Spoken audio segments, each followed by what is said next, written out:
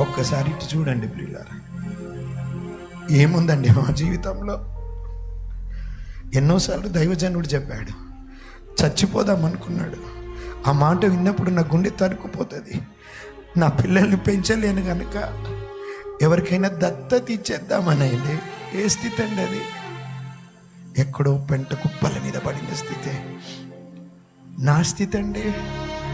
నా ఇద్దరు తల్లిదండ్రులు, అమ్మ నాన్న కుష్టు వ్యాధితో బాధపడిన వారండి, వెలివేయబడిన వారమండి, తృణీకరించబడిన వారమండి.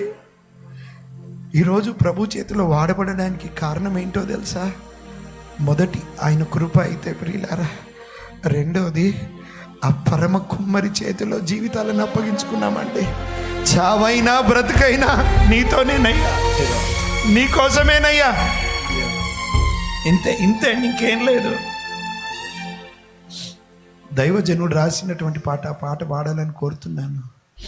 ఊహించలేదయ్యా ఈ జీవితం. ప్రియులారా, ఈ పాట కొంతమంది జీవితంలో ఇప్పటికే నిజమైంది.